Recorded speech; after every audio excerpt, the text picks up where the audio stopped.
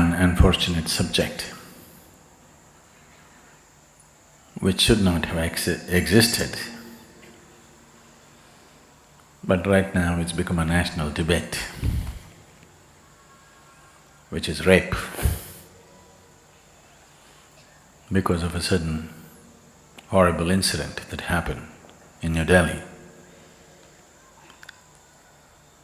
the whole country is talking about rape. So,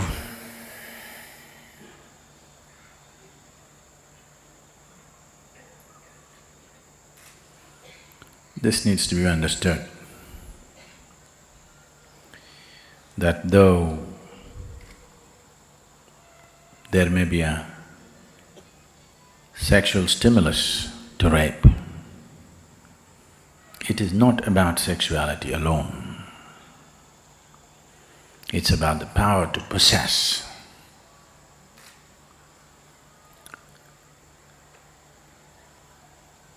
This wanting to possess comes from various things. One fundamental mistake that societies have done is somewhere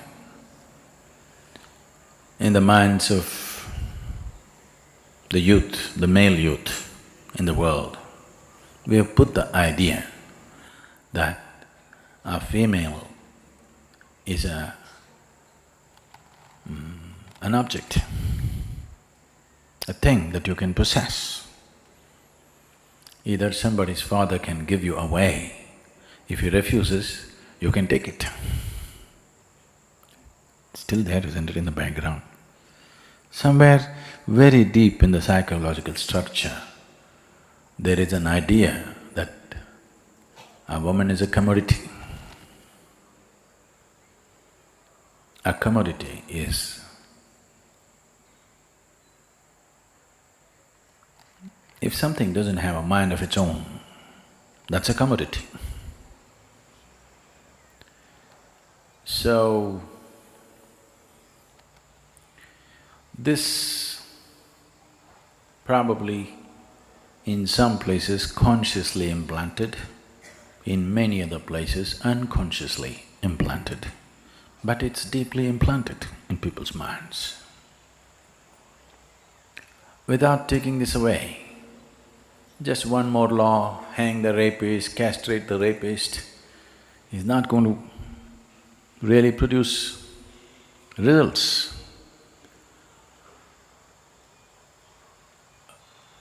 And where does this come from? There is a very wonderful thing in the ancient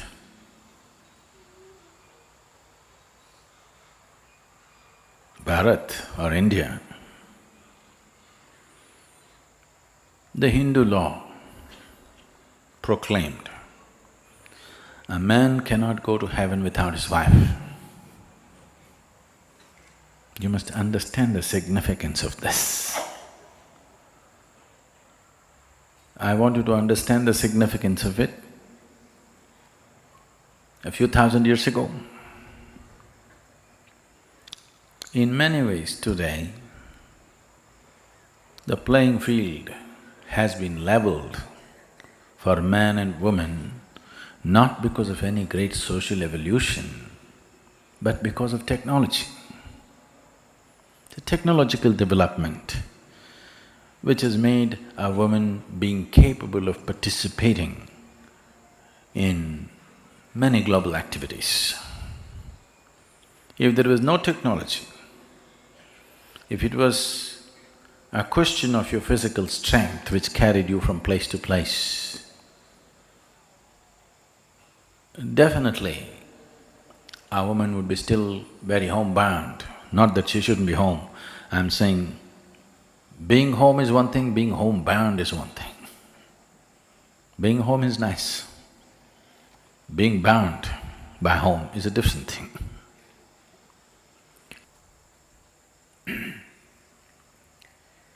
So, yes, definitely When somebody perpetrates a violent act, they need to be punished. But still, if you want a better society, not just better laws, a law or a punishment is only relevant after things have gone wrong. Hanging somebody, doing something else is still not going to fix somebody's life. If we want to see that things don't go wrong, there may be no absolute fix, but definitely there is something called as lowering the percentages or heightening the percentages. When you're dealing with a larger world, it is only a question of lowering the percentages. Maybe there is never going to be an ideal society where no such thing will happen. But in striving towards that possibility, the most important thing is we need to understand. Right now, the chant that we were doing is just about that. Still, in most minds, a woman means body parts, an accumulation of body parts. Yes? A breast, a navel, a curve, long hair, something. That's why many of you have short hair these days. One part of it you've gotten rid of. It is still a sum of body parts. Why is a woman a sum of body parts in someone who is not a woman? Is essentially this is springing. This is not just with a man, with a woman also, but she doesn't conclude, she does not make the same conclusions that a man makes, but she is also bound by the same limitations. The moment the boundaries of your physicality becomes ultimate boundaries of life, you do not experience your breath, you do not experience any transaction that's happening to keep you alive. This you think is ultimate boundary. If this is ultimate boundary, if I look at this, those who look like just like me, they are enemies we would like to get rid of. Those who look different, those who seem to have different kinds of body parts are something that you want to possess. So essentially, the problem is rooted in investing too much in physicality of life. If societies or human beings were experiencing their lives little more than their physical boundaries, these things would simply go down just like that. Maybe not eliminated, but would go down dramatically and considerably to a point where a few offenders, you can deal with them with punishment.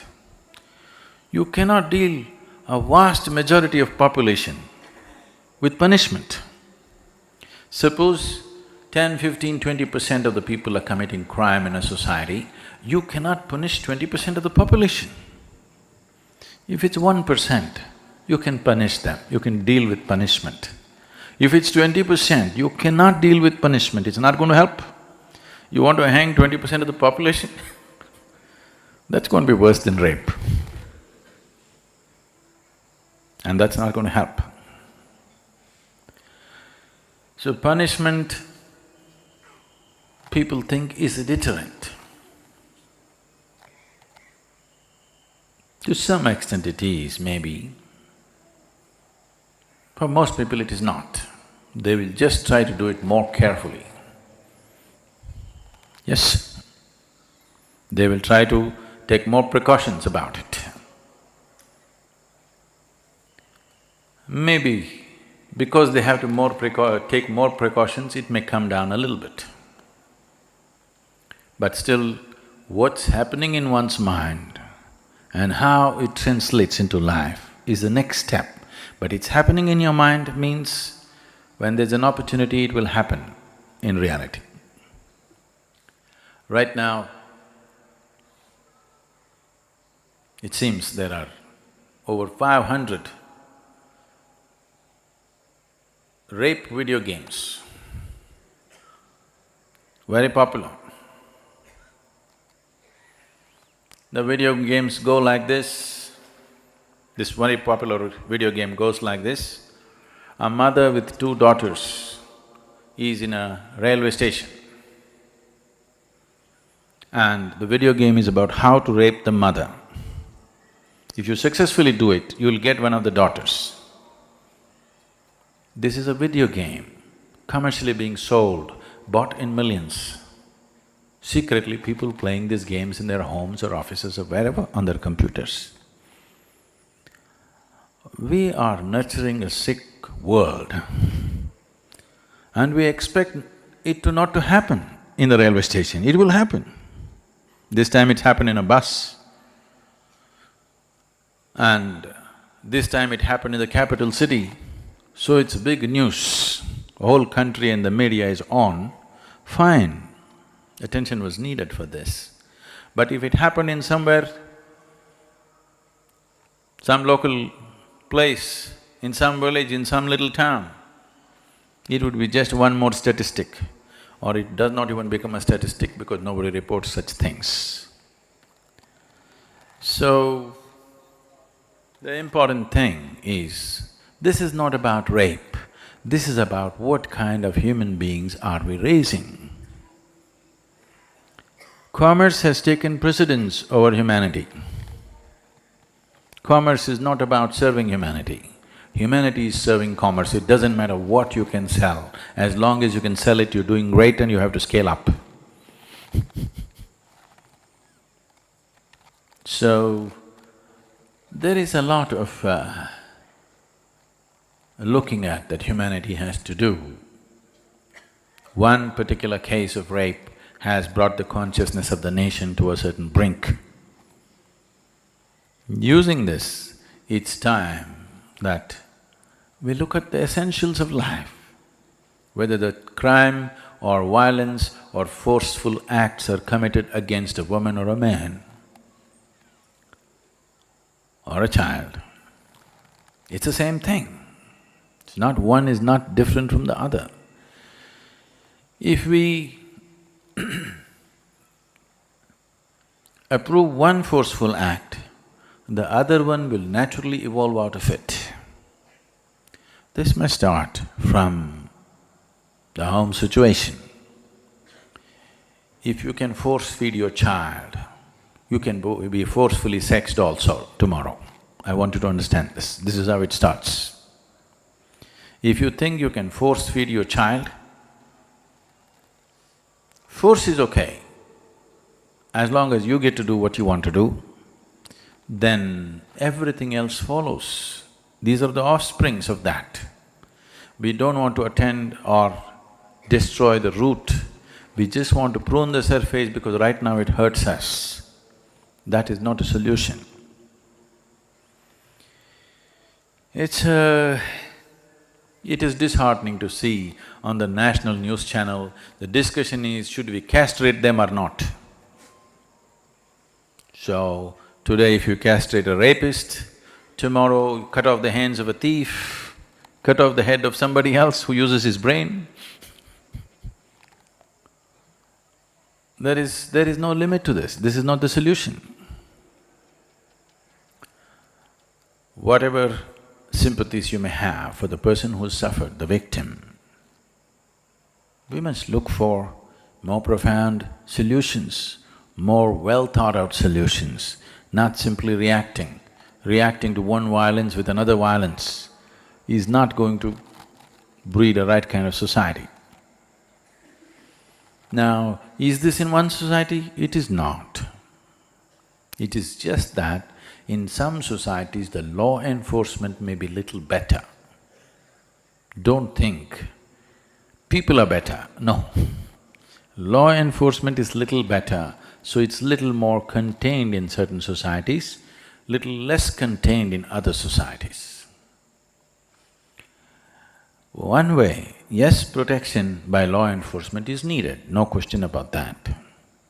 But still, a transformation where law enforcement can be limited to a small percentage of criminals is the society we want to live in. We don't want a big segment of population being curtailed by law enforcement alone. If there is no policeman, they will do something else. It's a dangerous situation to live in. The statistics say that 96% of the rapes happen within the home. Law enforcement never ever gets involved in this. 96% of the rapes happen within the four walls of the house. So it never goes to the law. So this cannot be contained by law. Maybe the super violent rape like what happened in Delhi could be controlled to some extent by law enforcement, but not the other things. The fundamental thing is that you want to possess, humiliate and subjugate another human being. This is happening because of a certain level of inadequacy, a certain level of incompleteness within you, that only by possessing something, you will feel little better. Whether to fulfill this possession, you go shopping or you go raping. It's the same thing. Something is inadequate. You want to fulfill this by getting something. This will find all kinds of ugly expressions. Some of them you may think is harmless, but if you do this today and fulfill yourself, tomorrow you would like to step it up to something else and something else and something else. It will not stop at one thing. So the solution is not in just containing it, the solution is in transformation of the individual human being. And nobody is willing to invest any time or life to make this happen. Everybody wants an instant solution, go on the street, protest for 2 days and world will change. World will not change. Your world has to change. First thing is willing to invest time for my own transformation. Only if you're willing to invest time for your transformation, you're willing to invest time for other people's transformation because you understand the value of what it is. If you're not willing to invest time upon your own transformation, where is the question of doing anything for anybody's transformation? If you do not know the value of what it is experientially, you will never invest. You see this every day, maybe you don't, I do. Every day, well, you have also seen, morning you get up, you want to do your yoga, but every day there's something more important to do than yoga. Yes? Look back in your life, what great things have you done which are so important? There will be nothing great. But when you want to do your morning meditation, you will see there is something more important to do. This means you do not hold human transformation as a very crucial thing. You think it's an entertainment, you think it's a side thing to do. It's not the side thing to do, it is the main thing to do. Transformation is the main thing to do. If we do not transform individual people, you just have to do with a world full of criminals. Some will commit, some will not commit, some will do it on the video game, some will have the courage to do it on the street. Closet rapist or street rapist, not very different, isn't it? Maybe for the victim it's different, but for the world that we live in, it's not different. You're still living with such people, isn't it? So if this has to change, we need to understand that individual transformation is the most crucial thing. If we are not willing to invest on that, we just have to do with what we have, and worse will come. Not that it'll not come, worse will come. Every time there is no law in a certain place, every time a war happens, what happens there? Apart from the killing, what happens there is worse than the killing. Almost everywhere. So, these are all the same people that you live with. These are your sons and husbands and brothers. They are so nice. But if nobody's watching them, they're something else. Transformation means just this, that who you are is not determined by other people's opinions or other people's presence. You are like this. Whether somebody is there or somebody is not there. This is the way you are. This is transformation. If in this direction, humanity does not make an investment, in this direction, if every parent does not invest upon their children to transform them into a more inclusive human being, inclusion just means this. Technically, to bring it down to very technical level, inclusion, don't teach it in the name of love, embracing the world, this and that. Inclusion just means this, that who you are is not limited to the absolute boundary of your physicality. It is little more. If it's little more, the very way you walk on this planet, the very way you breathe upon this planet, the very way you exist in this planet will be different, simply because your idea of who you are is beyond the boundaries of your physicality. If this one thing happens to the human being, suddenly he is different in every possible way. So, investing in a spiritual possibility, a possibility beyond one's physicality, is the only ultimate answer there is. But if you want long-term benefits, it's a long-term investment. Short-term, shoot the guy, hang the guy. Well, you will breed another 10 tomorrow. And don't think these rapists or whoever, some horrible creatures who landed from somewhere.